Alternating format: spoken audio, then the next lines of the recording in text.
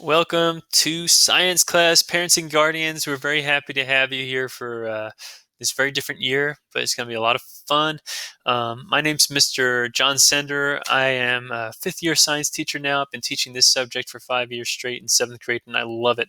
I'm a former engineer, so this year is physical science, and it's right up my alley, right in my passion set, and I'm so excited to be teaching your student this year.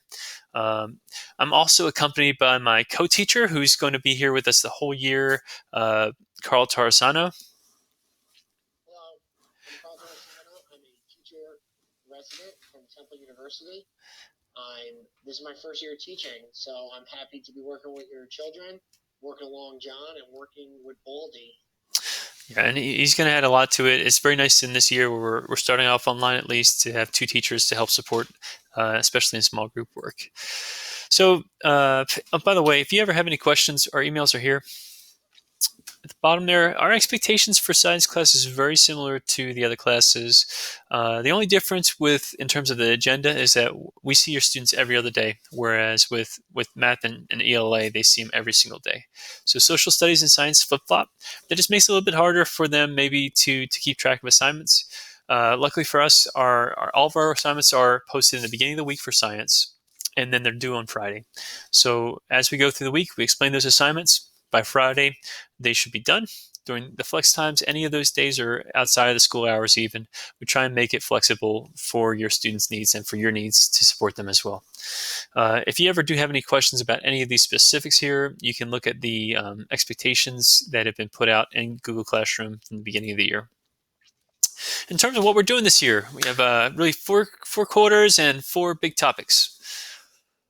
So, all year we're going to talk about introduction to matter and how mass and matter play a role.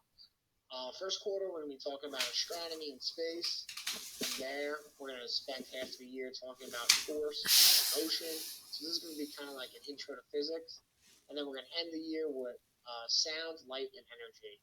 We discussed scientific method earlier in these past couple of weeks, so now we're working our way into the astronomy course. Yeah, and throughout this year, it's a perfect opportunity at home to be practicing skills.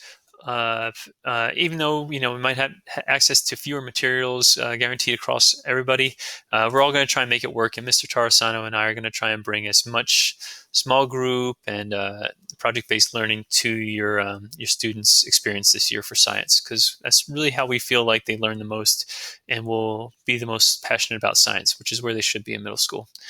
So in order to do that, we're going to, every day we'll start off usually with a review session, just to keep continuity over those days that they're missing. We're going to then move into usually a demonstration or a lab that they're going to be doing for the rest of the period or over multiple days even. And usually they'll have a eScience 3000 lesson to accompany that to help give them background information and to investigate. eScience is the Achieve 3000 of science. So they access it the same way. Another program we'll be using is USA Test Prep, which is a program that allows them to get ready for the PSSA they'll be taking next year in science. And just every day we get some information on them through the exit tickets.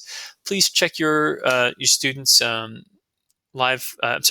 Infinite Campus for grades. We'll probably have about 5 per week, if not more. Thank you so much for your time. It's really a pleasure. And if you have any questions, email us. Thank you so much.